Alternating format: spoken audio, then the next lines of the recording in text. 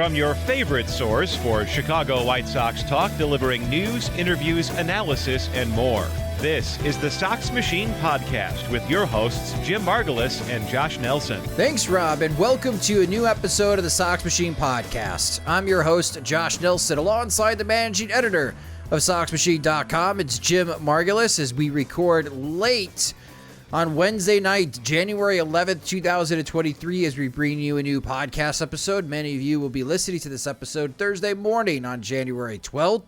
And in this podcast episode, there's actually a lot to talk about just for all of Major League Baseball, and including the Chicago White Sox. MLB Network is releasing their top 10 players for the upcoming 2023 season. They started with the relievers. The White Sox do have a reliever in their top 10, but they recently released the list of first basemen, and you don't see any White Sox players nominated. We'll get to that, and we'll try to figure out how in the world do you rank the White Sox first base situation compared to the rest of Major League Baseball. Now, life after Jose Abreu. Another former White Sox player that becomes an old friend, Johnny Cueto, signs with the Miami Marlins. So we get to compare and contrast Cueto's contract with Mike Clevinger's with the Chicago White Sox. Carlos Correa is returning to the Minnesota Twins as that saga is finally over. And the White Sox make a move. They signed Hanser Alberto to a minor league contract. We'll talk at the end of the show what that means. Yeah, hot stove is on fire for the White Sox. There's a lot to discuss, so let's go ahead and get started with the number one news item. And the Chicago White Sox, again, are making an addition to Guarantee Rate Field. We mentioned this at a couple podcasts ago, that a building permit made public through the Chicago City Works notified a lot of people in Chicago that the White Sox were going to be adding to Guarantee Rate Field at the 500 level, introducing new bars. And we were wondering how this setup would be.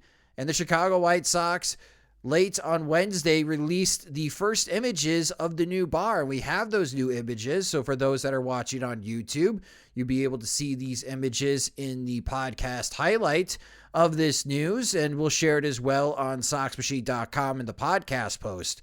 But here it is, a new 500 level bar. And the Chicago White Sox releasing their press release. They are called view bars, and they're going to be located in sections 516 and section 548. They're going to be featuring walk-up beverage service with seating that offers excellent views of the field, creating new amenities for all fans on the 500-level concourse. Miller High Life and Blue Moon, iconic Molson Coors brands, Jim. They'll be featured on the branding of the bars, and there'll be more details announced as they should be ready to go for the 2023 season. I'm a big Miller High Life guy. I know that you also enjoyed Miller High Life because that's what we were drinking on 108 Day at Reggie's.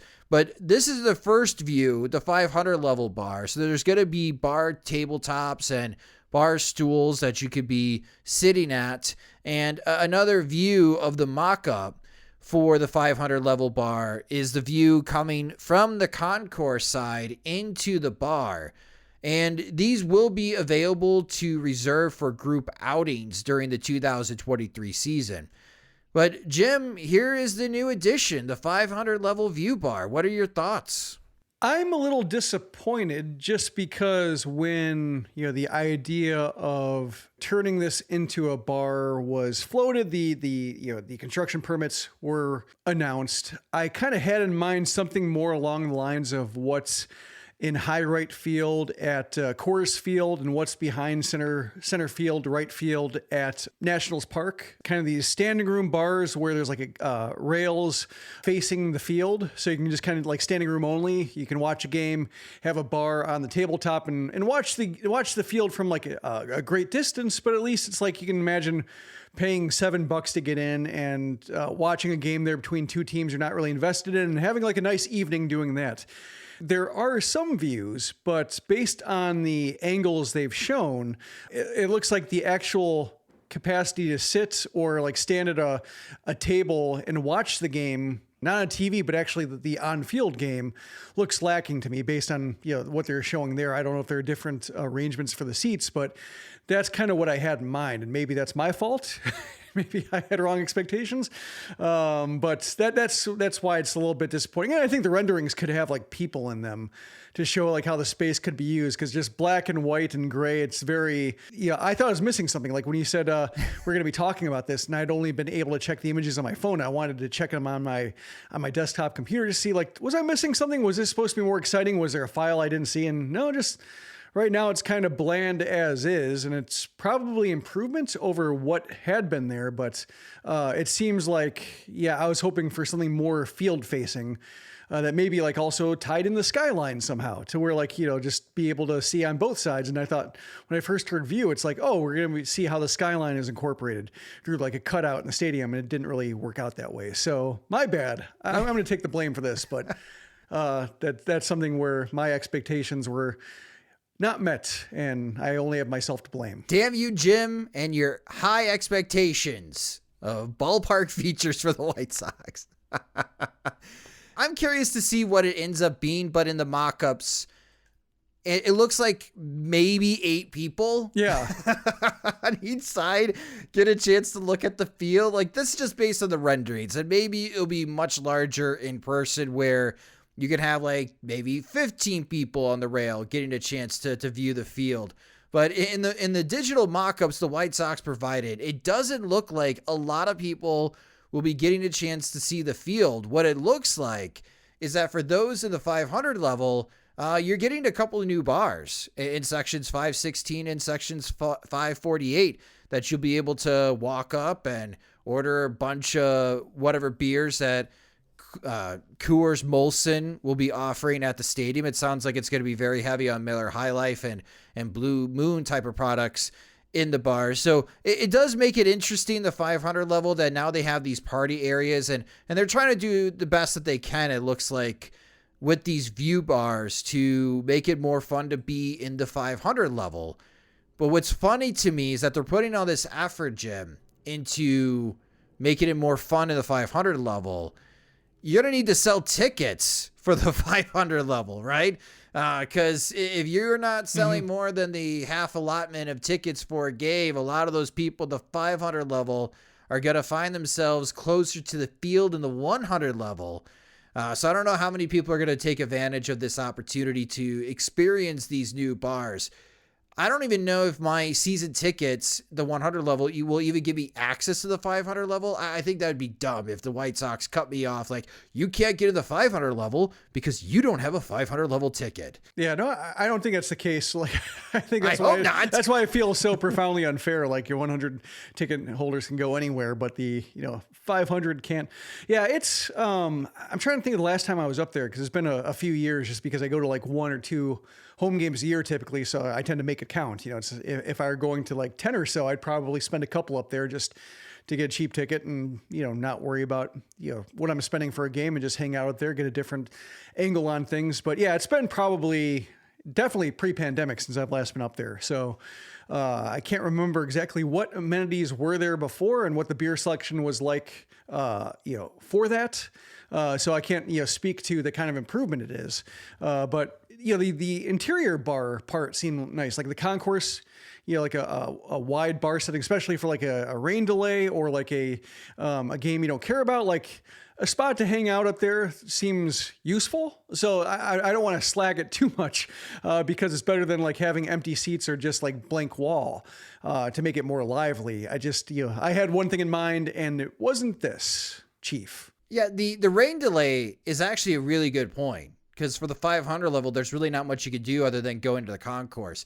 The 500 level did introduce a smaller version of the craft cave upstairs at the 500 level behind home plate. So like sections 531 and 533. So they have a mini version of the craft cave up there. So the beer selection, there's a wide variety of choices at the 500 level. Not as many choices if you get to the craft cave, which again is the 100 level of the stadium, where they have many coolers, I should say, of beer and a lot of varieties in the craft cave. We'll see, but this is kind of exciting for those looking for new additions to Guarantee Rate Field to check out during the 2023 season. The view bars, again, in the 500 level, there'll be 2 of them, will be made available when the White Sox have their home opener against the San Francisco Giants in early April. So more to see when the construction is done, and we'll take more pictures and videos when the new bar is completed at Guaranteed Rate Field. So something to look forward to at the White Sox Stadium for the season. Now, to baseball talk. Major League Baseball. To the task at hand. Yeah, to the task at hand. MLB Network has been releasing their top 10 position groups. So it's top 10 season on the corporate network. And they started with the relievers. And with the top 10 relievers, there is a White Sox player in the top 10 relievers. And of course, that's Liam Hendriks, who ranked 8th in MLB Network's top 10 relievers, with Edwin Diaz, the closer of the New York Mets, being number 1, and the Cleveland Guardians closer Emmanuel Clase being number 2. And this is somewhat heartfelt that Liam Hendriks does end up on the top 10 list. As we mentioned in the last podcast episode, with Hendriks' cancer diagnosis, he's more than likely not going to be starting the season on time. He's going to be on the injured list as he just started his cancer treatment earlier this week. But it's great that MLB Network still includes Liam Hendriks in the top 10, because after the cancer diagnosis, I would completely understand if they took Liam Hendriks off of the top 10 with just the uncertainty of how his playing time is going to be for the upcoming 2023 season. So those are the top relievers on MLB Network. Next is first baseman. And when I saw this list in the nomination list, Jim, it got the gears working for me in my head. And these were the nominees that they were going to be asking the fans, like, who should be in the top 10 out of these 16 names. And a lot of common names, of course, Freddie Freeman, Matt Olson, Paul Goldschmidt, Jose Abreu, Pete Alonso are part of the nomination list. And I guess I shouldn't be surprised, but there's no Andrew Vaughn. There's no White Sox players nominated to be a top 10 first baseman in Major League Baseball right now. And that's a funny feeling, Jim, after 9 seasons of Jose Abreu. So I have to ask, if you were given the task, and this is a very difficult task, knowing that the White Sox are going in with Andrew Vaughn as the primary first baseman, and Gavin Sheets will play there, and I'm sure Yasmani Grandal will play some games at first base as well during the 2023 season. How do you stack the White Sox first base group compared to the rest of the major leagues' life after Jose Abreu? It's the kind of case where if the White Sox were not expected to be at the height of a contention window, and you can argue that maybe they're trying to recapture the 2021 feeling, and they were saying, like, you know, maybe where the Tigers are now, or where maybe the Royals are now, where there's some upward trajectory, but they're still a ways away, you would feel pretty good about first base. You'd say, like, well, this position looks like it should be, you know, maybe a little bit under construction, but should be settled by the end of the year. You should have a good idea of who's going to be there, what his capacities are, and you can adjust the other positions accordingly. But given that this is go time, replacing a White Sox legend in the middle of a very crucial, I keep calling it a high leverage year, to have somebody who isn't named in the top 16, that's really strange, especially since so many other positions are in question. Like, you could say, like, if it were the only position in the infield that the White Sox didn't have a top 16 finisher, you could say, okay, but second base is kind of a mess and third base is kind of a mess, given that we don't know what Yohan Mikata will show up. Like, that's tough. So it's like a tricky position to feel like, I don't want to be doom and gloom about it, but also, like, it does require a little bit of blind faith in the White Sox having gotten this right the past couple of years and how they've handled Andrew Vaughn, and they don't necessarily deserve that either. So I can see kind of all angles on this, and I know that you're kind of representing the spectrum, I think, with Sean Anderson, going back and forth on Twitter about, like, Vaughn's capabilities. I don't know if you're planning to go into that, but I thought that's kind of, to me, that represented, like, the bullish view and the bearish view of what he can do or can't do. And it's a very tense situation that he's inheriting that seems really unfair to him.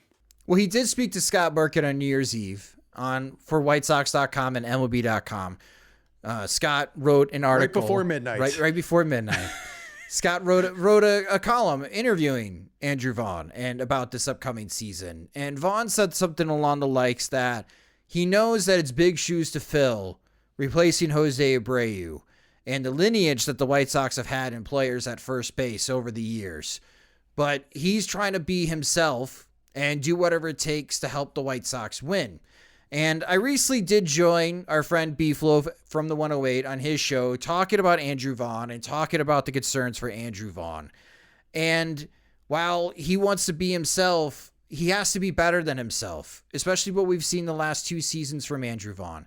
And I know a lot has been thrown at him, and he did not follow the same player development path as the other White Sox core position players did, like Tim Anderson, Yohan Moncada, Luis Robert, and Eloy Jimenez. We've talked about that over the seasons. Our fear is that you could possibly be breaking your 3rd overall draft pick. Well, here we are at season 3. He is the 3rd overall draft pick. The White Sox believed after 2020, whatever he showed at Schaumburg was good enough to be considered the full-time DH before Eloy Jimenez made that stupid play during spring training to tear his pectoral muscle, and it forced Andrew Vaughn to the outfield. After 2 seasons, and I mentioned this on Beeflow's show, Jim, but it's 0 career WAR. It's 0 career WAR after almost 2 full seasons. And, there's a lot of expectation that, well, Andrew Vaughn coming from the outfield to the first base will fix everything with his swing. And the point that I've been arguing about Andrew Vaughn, and in order for him to show up in this top 15 list, or maybe at the top 10 list at the end of the season, compared to some of these other names that MLB Network is nominating right now for first baseman, or the top first baseman of Major League Baseball, Andrew Vaughn has to do a much better job hitting the slider, especially against righties. And that was the point that I was bringing up, because he's hitting like 189, and he's got a slugging percentage of like 290 against righties when they throw the slider at him, and he whiffs at it about 31% of the time. That's a problem, because in 2022, suddenly the league figured that out, and he sees more sliders from right-handed pitchers now than he sees four-seam fastballs. And that trend is going to continue in 2023. So if Andrew Vaughn's going to take another step in his evolution as a professional baseball player, if he's going to start meeting expectations and helping fill in the void of Jose Abreu leaving the White Sox, that's a good place to start, is to remind pitchers or let them know going into this upcoming season, yes, he can consistently hit the slider, and it forces pitchers to go back to that fastball, which he is a fantastic fastball hitter. But, bless Fangraphs, they've attempted to do this. So you can see the depth charts and the WAR totals position group by teams on Fangraphs.com. And I bring this up on our YouTube highlights as well. So for those that are watching online and for those listening to the podcast, I'm bringing up where Fangraphs currently ranks the White Sox first base situation, and they have the White Sox 17th in Major League Baseball. So outside of the top 16, just barely. And they have good feelings about Andrew Vaughn going into season 3. Maybe many don't view this as great for a third overall pick in season 3, but in 560 plate appearances, Fangraphs and the depth chart projections is projected a 264 batting average, a 327 on base percentage, and slugging 554. Okay, that's like a 781 OPS for the season and a 2.2 WAR season for Andrew Vaughn. When you add in playing time from Gavin Sheets, Yasmani Grandal, some slight playing time maybe from Jake Berger and Sebi Zavala, the White Sox projected WAR total, according to Fangraphs, going to 2023 at this position is 2.5. It is pretty stacked up. Number 10 on the list are the Arizona Diamondbacks, thanks to Christian Walker, and they're projected at 2.9 WAR. The best teams at first base are the Dodgers and Blue Jays. Well, that's easy. Dodgers got Freddie Freeman, and the Blue Jays got Vladimir Guerrero Jr. So there's clearly a tier system here, first base in Major League Baseball. I'd throw the Cardinals in there because I think the world of Paul Goldschmidt, along with Freddie Freeman and Vladimir Guerrero Jr. And then there's a lot of teams right now that are kind of in the same pool with the White Sox. So it's not all dour when it comes to Andrew Vaughn. There are things that he needs to work on. There are things that he hasn't been given the opportunity to learn, like pitch recognition down in the minor leagues, which he really did need. But it's too late now. So you're this far. You're going to season 3.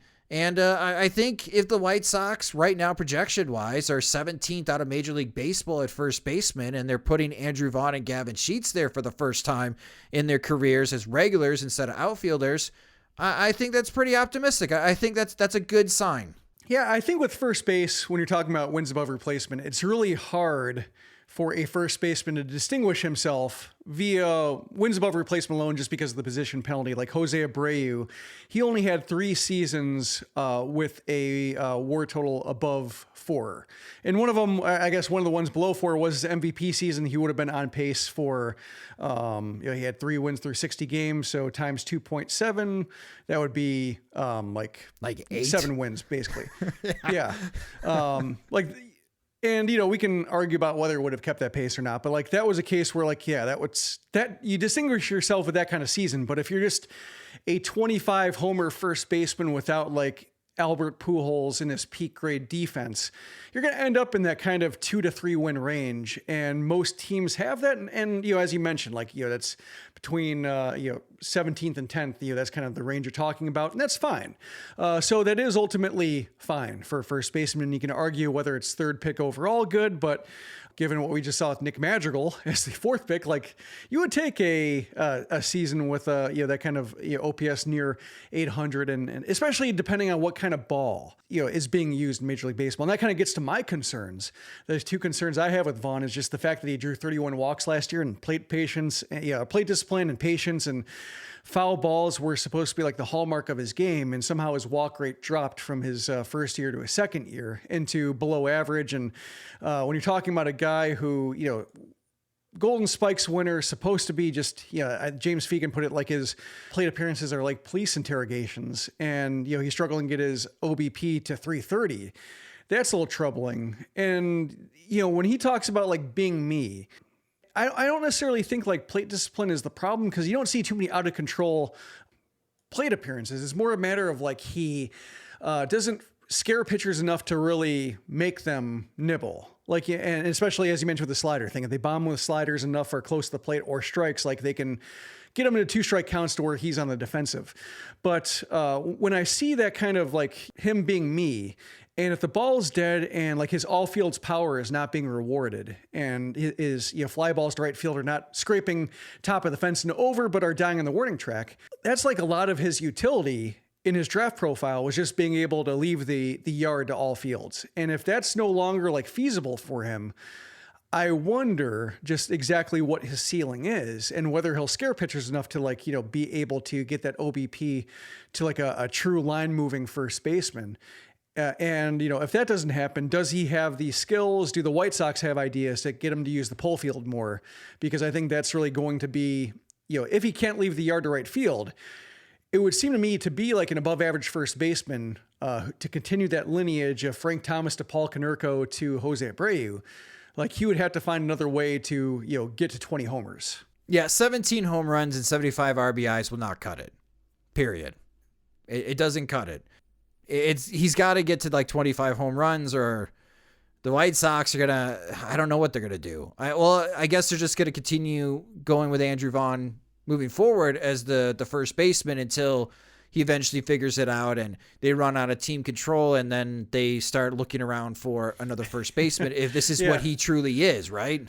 Yeah, or it goes into like a Carlos Correa thing where he finally learns like the proper way to prepare during an off season. Finally, learns how to survive the 6-month grind in his final year because the White Sox didn't actually put him through proper minor league paces and learn how to do it that way before starting his clock, which is my fear. Like we saw that happen with Rodon. We saw that happen with Carson Fulmer. We saw that happen with Zach Collins to a certain extent, just like, getting them so focused on getting to the majors the way they thought they needed to get there that they didn't actually like pay attention to how that might have been stunting their development. If, in the case of Collins, there may not have been development to stunt, given the hitch in his swing and just, that he hasn't found success anywhere else. But the White Sox have a history of fast tracking guys who, haven't deserved it, or just because they were supposed to be polished at a college and just turns out they weren't. Because he can contribute at the major league level. We know that we've seen him do it. And if he were playing first base last year, we wouldn't be talking about like a replacement level player. That's clearly due to his lack of ability to play the outfield, which he never should have been playing in the first place. But it's a case where like, is he going to reach his heights by the time he's done a White Sox uniform, the way like Rodon didn't get to the heights that people thought he could get to on draft day until his last year with the Sox, because it took him so long to figure out how to get his body prepared to handle the workload that a major league starter has to absorb. Well, don't worry about the Zach Collins or Carson Fulmer comps, because I used the Gordon Beckham comp for Andrew Vaughn. He's not going to have a 500 OPS, but what I'm getting at is elite college hitter that the White Sox broke because they were impatient calling them up to the major leagues, and just the unnecessary fast tracking and just never got it together. That's my fear. Like, if you're asking me, what's your biggest fear? Andrew Vaughn's already broken. Like that's my biggest fear. But with the new hitting coach staff and being able to identify very clearly that Andrew Vaughn is really good against velocity, but he really struggles with spin. If the new hitting coach is on staff for the White Sox, and they got like 3 of them now, if they could help Andrew Vaughn against the slider, especially against righties, and he's going to see more right-handed pitching than left-handed pitching in 2023, then I think he can get closer to meeting expectations, and I think he can help fill the void that Jose Abreu left and become that guy that hits more than 25 home runs. But if he continues to struggle against the slider, I don't know what kind of hitter Andrew Vaughn's going to be.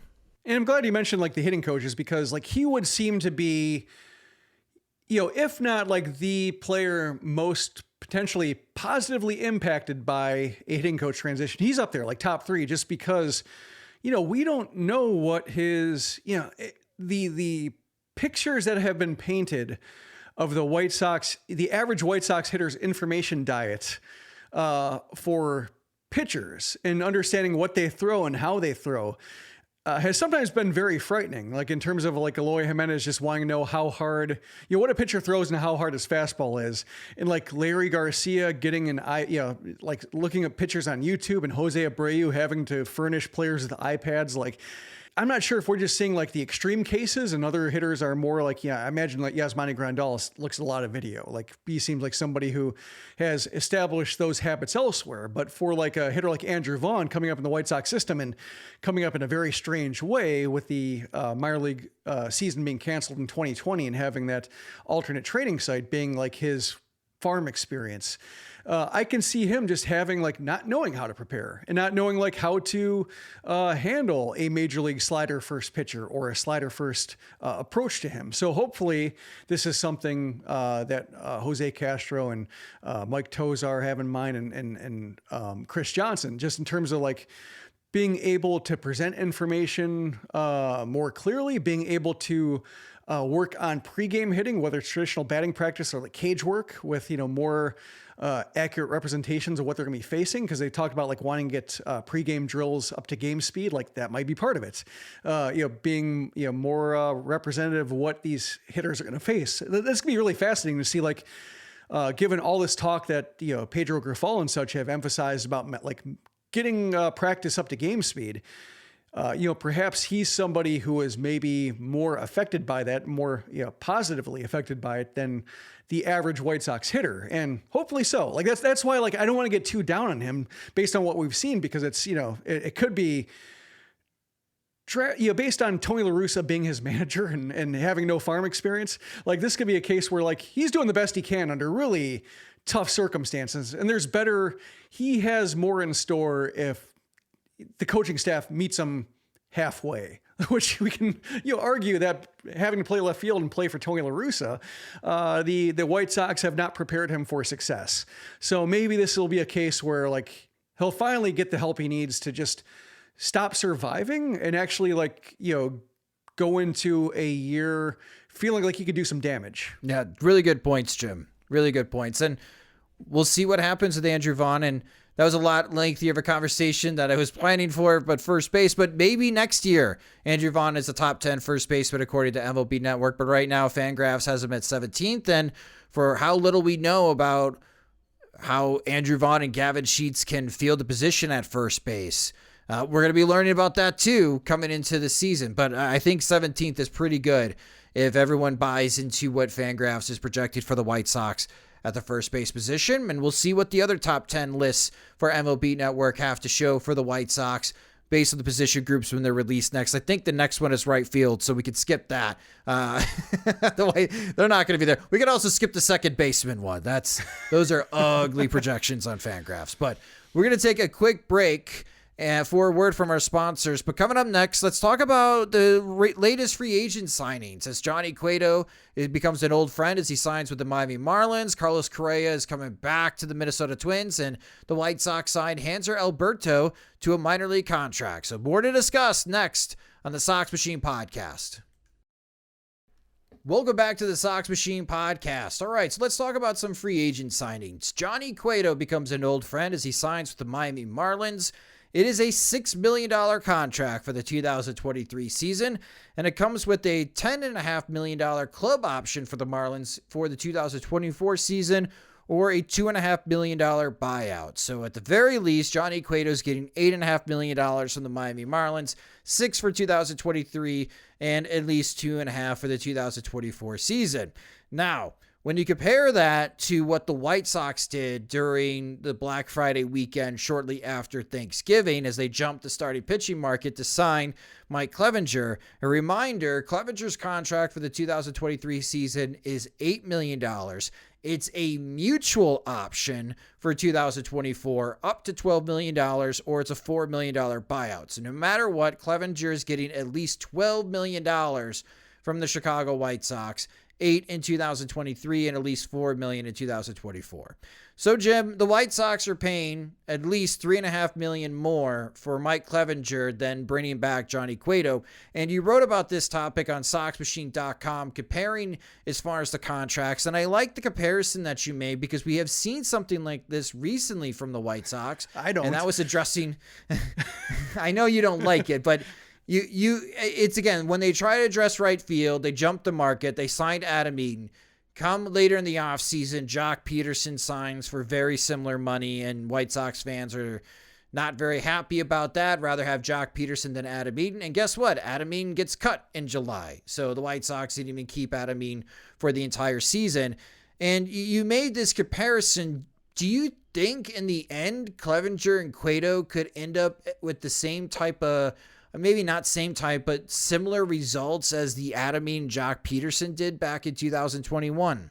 Kinda. I mean, it's not, it'd be a case where if I were to try to bet on, what potential innings totals, wins above replacement totals, ERAs would be like, there's a whole lot of variance here between, what Clevinger might do and what Cueto might do. Because as rocky as a season as Clevinger's had, and the rocky past because of Tommy John surgery and leg problems and such, there's a whole lot of things he's battling.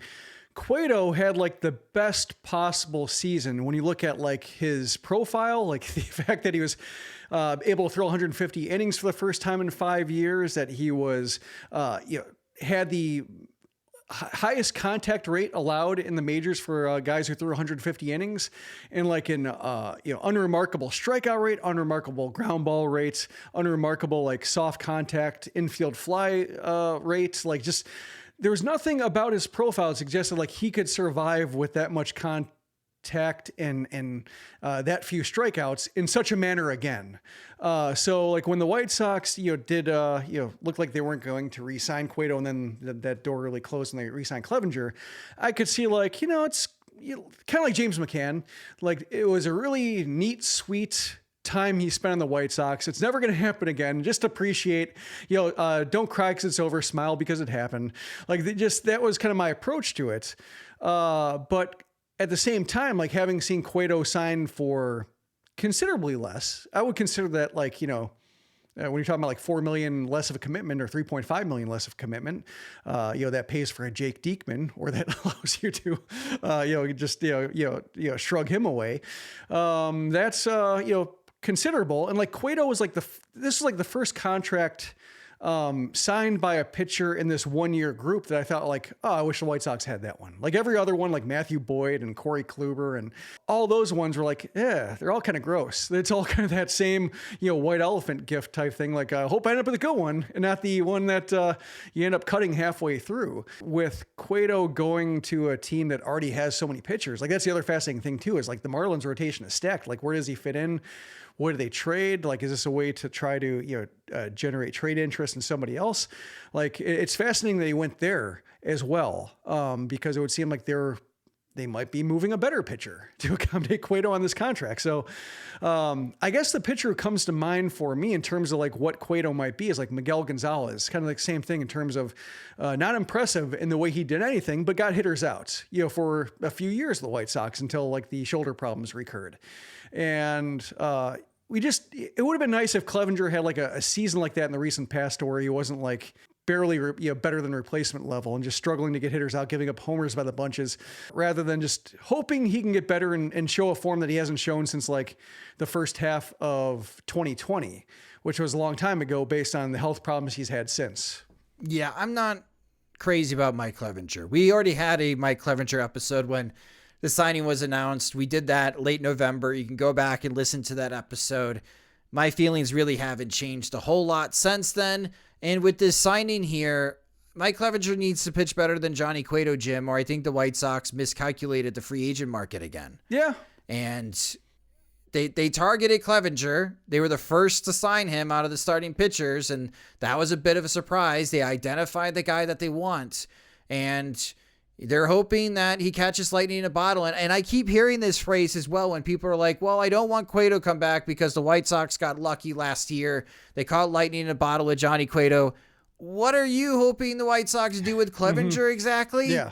I mean, that you're expecting and hoping the same thing, that cats will fix them, which has now suddenly become a catchphrase after Don Cooper left or was fired, actually. He was forced to leave from the Chicago White Sox coaching staff. We'll see with Clevinger. My concern with Clevinger is that at this stage in his career, to reiterate this point since late November, is that he is most effective with extra days off, which is fine if you could afford to give it to him. But the White Sox are not that organization right now. They just don't have the starting pitching depth to fit in a Mike Clevinger, especially when you got health questions regarding Michael Kopech and Lance Lynn coming into the 2023 season. It's a lot of risk from a White Sox point of view. And with Cueto signing for less than what Clevinger signed for during the Thanksgiving weekend, Clevinger just needs to pitch better than Cueto. And that's what I'm going to be paying attention to this season. Because if Cueto repeats what he did in 2022 for the Marlins, Jim, then I'm going to be pretty disappointed if we're just watching Clevinger struggle to throw 80 innings for the White Sox because he's either ineffective or he can't stay healthy. Yeah, I think, if I were to try to adopt like an armchair psychiatrist stance, I would say, like, with fans saying like that Johnny Cueto was lightning in a bottle and it won't happen again. Like, I would say, like, what you're saying is he's lightning in a bottle. What I'm hearing is I don't want a reason to dislike Johnny Cueto. Like, the experience was so enjoyable, like A+ experience, like everything about it, like watching him pitch, how quickly he worked, how many innings he gobbled up. Like that one time he came out of the bullpen and threw 5 innings in relief of Michael Cueto. When he was like, I imagine like wearing a robe and hanging out in the clubhouse beforehand, not expecting to have to do anything that day. The horse analogies, like everything about like his White Sox career, given what he paid and how they got him and when they got him, A+. Like it's unimpeachable. His body of work. He almost like he was on the fringe of like getting Cy Young votes, despite like joining the season in mid-May. Like it was great. So that's kind of like how I interpret it. Just like. And I kind of feel the same way. Like it's nice. Like it was great. You never see a White Sox free agent like work like that. Like even Carlos Rodon, who was like, an A free agent signing given, for $3 million after they non-tendered him. Like there's still warts. There's still some frustration, especially in the second half. Like, can he get up to full speed by the postseason? And he couldn't. Like Cueto was like, for what they needed from him, being that specific pitcher who just gobbled up innings and gave his team a chance to win every single time. Basically, he pitched. Like it was perfect. And you're not going to get that again. So I get the apprehension to like just not want to have to experience like the letdown or like the a decline or a lesser version thereof. But just I think it's a lot easier to say like, well, Clevinger sucks. Like if it's, that doesn't break your heart at all. If he has a bad season, you're just like, well, I didn't like the guy anyway, but everybody likes Cueto. So to have to try to like have that same conversation about him should the magic disappear, that would be a whole lot of a different conversation to have, a lot more painful conversation to have given how much joy he provided last year. Okay, I see that. I can buy that. I can buy that theory. Well done, Jim. And we'll see, again, fingers crossed that Mike Clevinger holds up for the White Sox. There's just a lot of question marks regarding Mike Clevinger, especially after his last season. And it doesn't help that whenever you ask someone from San Diego about Mike Clevinger, their first response is, he's toast. I don't want to hear that. So let's hope that he's not toast for the White Sox. Sometimes toast is good. Not when, Sometimes toast is what you want. not when it comes to pitchers. Sometimes it's a side. Sops up yolk. There's a purpose. Time and place, Jim. Toast is not good for baseball.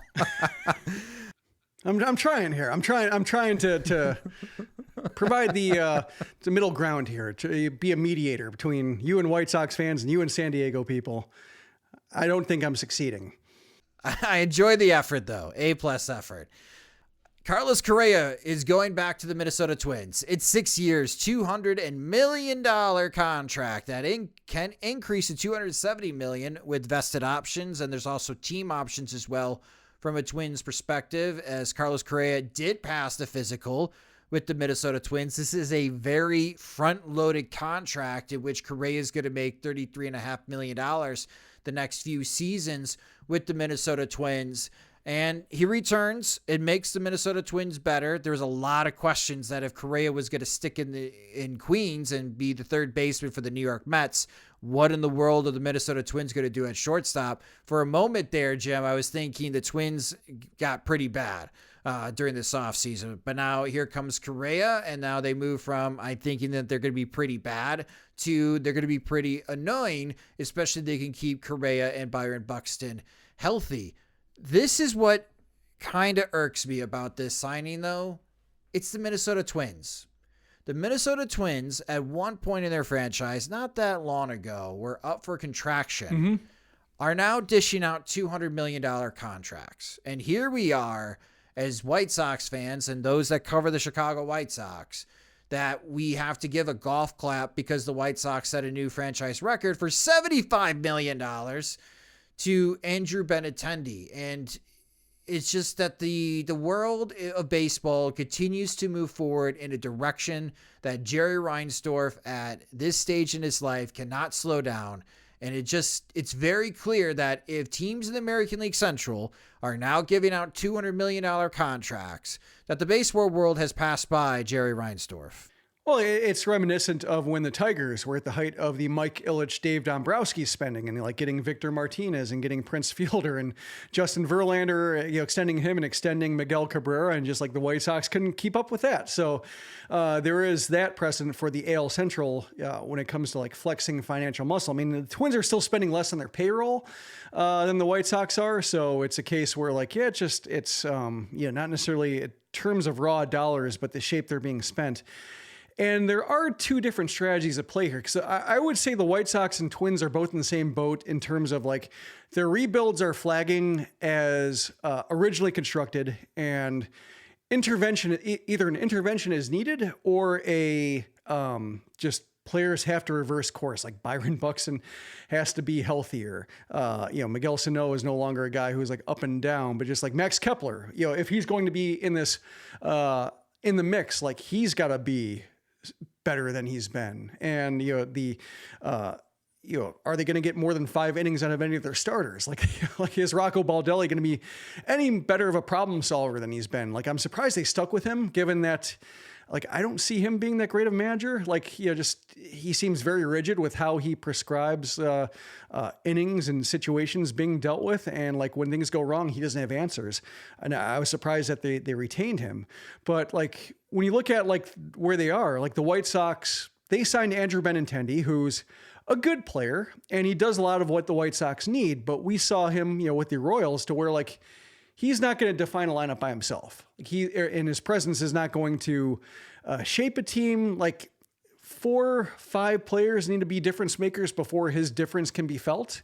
Carlos Correa is like higher up. Like maybe he's not like a super duper star like Mike Trout, and we can say like, oh, Trout can't do it himself either.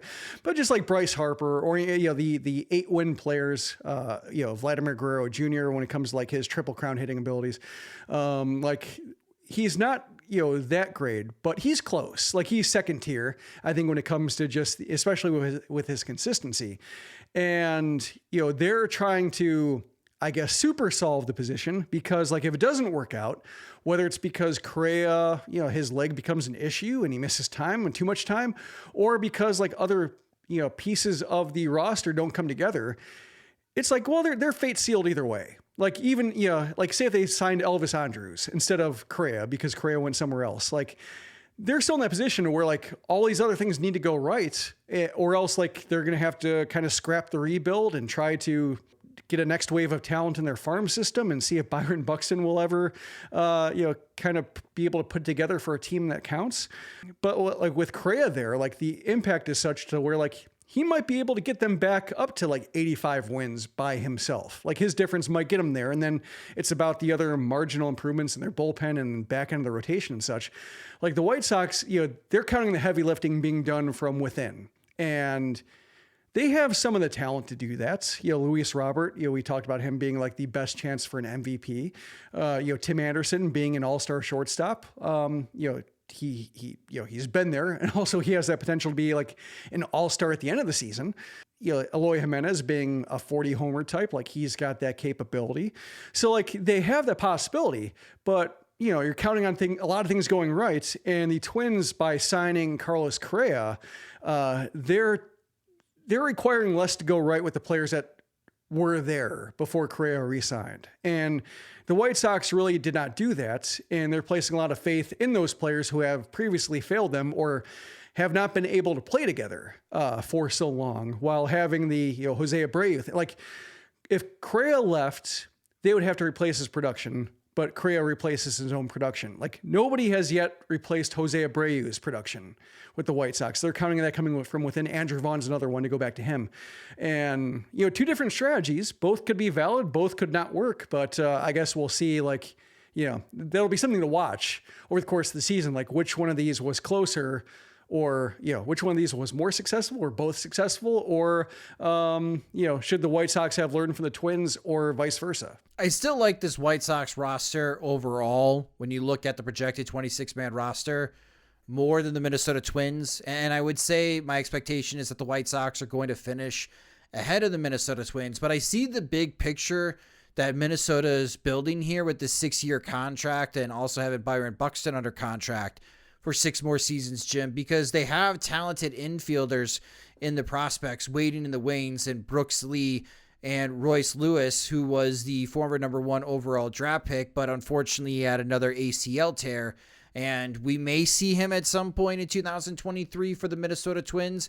And they're starting to build an infield if everything works out for them. And there you go again. I'm using that word if a lot because we use it for the Chicago White Sox, but it could be used for the Minnesota Twins as well. That if Lewis is your second baseman and Brooks Lee is your third baseman, and you got Carlos Correa, you have something cooking here in the infield for the Minnesota Twins. And who knows, maybe they're the team that fixes Joey Gallo out in right field, as they signed him to a 1-year prove-it type of contract. Like, their lineup could be annoyingly good. The pitching, I think, is a mess. But there's a lot of trade smoke coming out of Miami, and something to pay attention to if any of this smoke is legit, that the Minnesota Twins are contemplating trading Luis Ariz to Miami for starting pitcher Pablo Lopez. And if they were able to make that deal happen, maybe even Max Kepler gets involved, or they swap out Arias for Max Kepler. Not quite sure, because we know that Miami needs bats, and after acquiring Johnny Cueto through free agency, that they have a spot available. If they make that flip and you add in Lopez with Joe Ryan and Tyler Mahle, and if Kenta Maeda comes back and he regains some of his past form before getting injured, okay, the Twins don't have a pure ace, but they have a group of number three starting pitchers. And again, this adds into, they can be pretty annoying. I do not like their bullpen at all. They need more help in the bullpen. They're definitely locked down at the high leverage situations at closer, but they need better guys to help bridge that gap between the starting pitchers and the relievers. But it's suddenly in the American League Central, I think it is viable to say at this point that it is possible that Cleveland, Chicago, and Minnesota are all 500 or better teams at this moment. And from a White Sox perspective, you don't want to hear this because you have fewer division games with the balanced schedule now. You need somewhere to make it easier for you to help bridge the gap or pass Cleveland in the standings. And I don't know, Jim, I was kind of hopeful that Correa did stick in Queens with the Mets, not only just be fascinated with that super team, but it would make life easier on the White Sox. And even though I think the White Sox are still better, the Twins with Correa makes them better, which thus makes it a little bit difficult for the White Sox. Well, I'm looking at Fangraph's projected team wins above replacement totals, and now the Twins have the lead, 42.1 to 40.8 in terms of depth charts wins above replacement. Some of that is like a little misleading. I was surprised to see that the Twins are only like 0.6 wins behind the White Sox when it comes to the pitching staff. But that's partially because the Twins, like 6th through 10th starters, they have a lot of starting depth. Like the White Sox do not have much beyond Davis Martin for guys who can step in and contribute a few starts, whereas the Twins have a ton of those guys, but the top end of their rotation is really lacking. So like that's a case where that's not really all that useful. And so maybe that's, where like the wins above replacement is a little bit misleading. If you're getting like 2 wins from your 6th through 10th starters versus like 0.4, like, is that really going to be felt that way? I'm not so sure, especially if those 6th through 10th starters are like pitching like 2 through 5 innings because of the injury problems they've had. But, adding Correa, for the Twins, losing Liam Hendriks for at least part of the season, which I think is reflected in their depth chart now because he's got the medical cross by his name. That flips the standings in terms of talent. And, the asset that the White Sox bullpen might not be so much one right now because, losing Liam Hendriks while gaining nobody, like if they traded him and solve second base, like the theoretical Gavin Lux for Liam Hendriks deal, like you could argue you shift wins from the bullpen to second base, or you probably gain some because of just the playing time difference. The bullpen isn't scary, but the infield's better. But in this case, the bullpen isn't as scary and still he didn't gain anything. So that's when it comes to this team-wide picture, it's kind of a double whammy for the White Sox this week. And, it's close enough to where there isn't a difference. And I believe in the White Sox talent a little bit more. I guess we'll see whether Pedro Grifol is better than Rocco Baldelli, even if I don't think much of Baldelli. We're still learning what Grifol can actually do. But it's, kind of both teams seem if you're counting on Grifol not being a defining manager, not being a plus manager in his first year, they're kind of in the same boat, I think, to where they could be 500-ish and still distinctly behind the Guardians. Yes, I think that's fair to put on record right now in mid-January on how I feel as well, Jim. Neither Chicago or Minnesota have done anything this offseason to make me believe that they are better than the Guardians. And that's on the White Sox and Twins front office. Right now, it's a lot of hope, prayer, and ifs, and basically stay healthy. Whatever wishes that you may have. Basically stay healthies, both in Chicago and Minneapolis right now. And if all those click, the White Sox and Twins could be really good teams, especially from a White Sox perspective. But, man, we know what Cleveland did last year. They had the youngest roster in Major League Baseball, and they're bringing that all back going to 2023, and they added Josh Bell and Mike Zunino to their lineup. It's a nice addition for the Minnesota Twins. They still have work. Let's see if they add more starting pitching to the rotation, but I was hoping that this would be a 2-team race, Jim, to make life a little easier for the White Sox, but now Correa coming back, I think it's back to a 3-team race, which is more entertaining from a baseball fan perspective, but it does not make life easier for the Chicago White Sox. But maybe it could all flip on its head with the addition of Hanser Alberto, Jim. He signs a minor league contract with the White Sox, and get a load of this slash line with the Los Angeles Dodgers last year in 70-plus games. He hit .244 with a .258 on-base percentage, and he slugged .365, and that's not impressive. That doesn't impress you. He pitched 11 innings in relief for the Dodgers, and he played 6 different positions last year, every position in the infield, including pitcher, and, of course, in right field. And, all right, I'll stop. Charlotte needs players, Jim. But why do I have this feeling at some point in 2023 we're going to see Hanser Alberto with the White Sox? Well, they did overlap in Kansas City. Alberto and Pedro Grifol and Mike Tozar and Eddie Rodriguez and everybody else. Like, they just might like him as a team guy. And if you play like 6 positions with the Dodgers and you sop up, that many innings and like just, garbage time for your team, I guess that does speak to your like ability to make yourself appealing to a coaching staff, even if you're a team like the Dodgers that has talent all over the place and, can more or less shrug away a guy like Alberto. So that was my first read on it, is that when I saw his history, last 2 years, Dodgers and Royals, and thought like, well, there's the Royals, and, he doesn't really help, but, he can slug the occasional homer, can play everywhere. Like, I can see him popping up. You would hope that he's buried by like, all the other multi-position guys like, Romy Gonzalez, Lenyn Sosa. Those are the first 2. And then you hope that Jose Rodriguez can join the proceedings, later to help, fill in the other infield positions. But yeah, there is that fear just because the White Sox tend to run out of position players. And a guy like Alberto, he has the...